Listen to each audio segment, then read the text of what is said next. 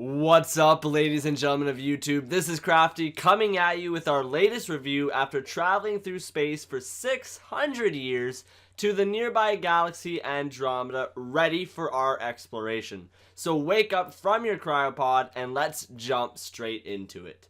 Mass Effect Andromeda is the newest and latest addition from BioWare to the Mass Effect franchise. Leaving the Milky Way galaxy behind, we wake up from cryosleep to discover we've arrived at our destination as we are part of a colonization effort to the nearby Andromeda Galaxy. This effort is dubbed the Andromeda Initiative, headed by a large collaboration of all the species from our galaxy. Diving into it, Andromeda will immediately showcase its lack of ability in providing good facial animations in the various cutscenes and conversations you'll become a part of, and despite a patch being released as of this review 2 weeks post-launch, it is nonetheless a significant flaw at launch when compared to its excellent predecessors that were established on much older and less powerful hardware. With that aside, various tweaks can be found that improve many core features of this franchise, but also weaken certain elements. For example, with the combat, it is easily the best combat produced yet for the Mass Effect series, utilizing faster gameplay with dash and jump abilities similar to other shooter franchises that overall make the experience more immersive, cinematic, and just plain fun, especially when playing from a tactical perspective. However, the AI companions have been left as nothing less than useless,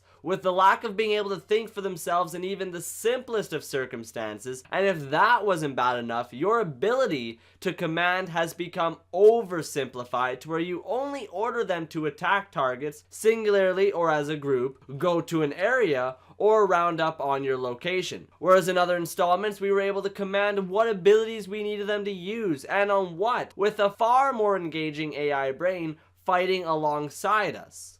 Jumping to the story, Andromeda immediately begins full of wonder and promise as we're thrown into a new galaxy with new planets, races, concepts, and environments not previously seen before, while being offered a unique narrative as an explorer establishing new colonies, building up alliances, and discovering what the new threat truly is. Sadly, these will all run their course as environments, although artistically beautiful and unique, feel very similar to ones previously seen from the titles that preceded it. The main friendly sentient species, the Angara, you discover is unique, but not in a way that makes it feel like they're from another galaxy, and the overall exploration in space seems incomplete when compared to what Mass Effect 3 was able to provide. The new threat, known as the Ket, are at first an interesting foe, but very quickly become tedious and annoying enemies that make you wish some larger force would present itself towards the middle or end of your campaign. But sadly, this won't become the case.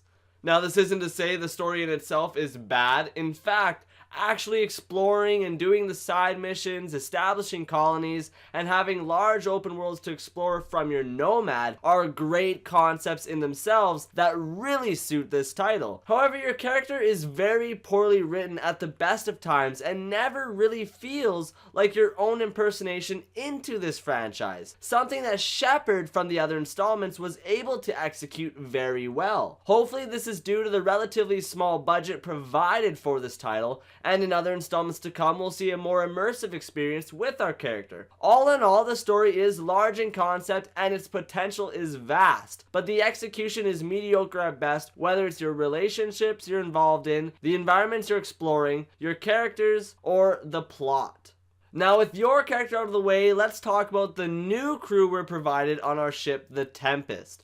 Although rough around the edges in their character development, the backstories and relationship building is exactly what you'd expect from this series, and the concept of multiple emotional responses is a great idea that I wish was executed better, to where the theme you chose matched what you generally wanted to say, instead of something completely off. The romantic relationships you can build are finally treated as an M-rated title, getting rid of that awkward grinding with your clothes on on and treating you like an actual adult. Showcasing your character properly, romancing with your chosen companion, this is a very welcome addition and definitely a long time deserved, as before it was just awkward watching scenes that, although were highly suggestive, were visually non-explicit. As well, your companions' reactions to each other are often greatly executed when you decide to listen in and hear what they actually think on when it comes to one another. This all provides the immersive experience we generally want from a Mass Effect title, and although not the greatest execution at the best of times, it never once failed to hold my engagement. Sadly though, with all of these positives, the characters do remain at the best of times boring and lacking in emotional attachment from yourself personally. And hopefully we'll see this addressed later in other titles, as previous title characters were not only memorable,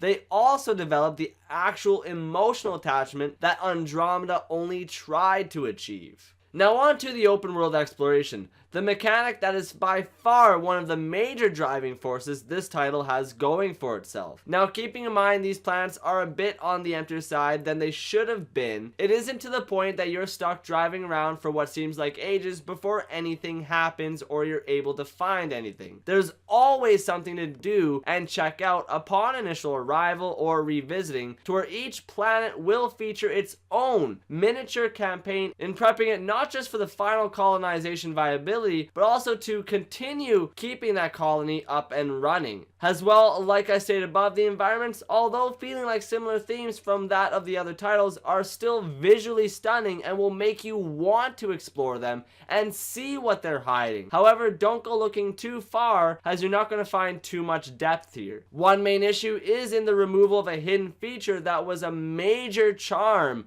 to the original trilogy, and that is the problem-solving mechanic itself. When faced with a complex situation in the original trilogy, you found yourself tasked with making very hard, realistic, and often very consequential decisions at every turn that left these moments stuck in your memory. However, in Andromeda, this won't be the case for you. For starters, the planets you land on are far from habitable, as previously thought from early readings. In doing this, instead of hard decisions and sacrifices being made that would have absolutely benefited from this plot, you just find remedied solutions conveniently left behind to utilize and exploit, making once inhospitable planets now on the path to being golden worlds once again. This overall robs another major form of emotional impact we should have been given, and it's not a change for the better, and something I hope is left behind in this title and better improved upon in the next titles. Finally, with the skill system, we're met with a very customizable approach to who you identify as on the battlefield, and although the overall UI for the menus can be a bit of an unorganized mess once you start up, once you have it down, navigation isn't really a problem, allowing for quick upgrades to available skills, inventory checks, and so on. The abilities are fun to use and exploit against your enemies, even allowing for interesting tactics and combinations you wouldn't have previously thought to try. With this,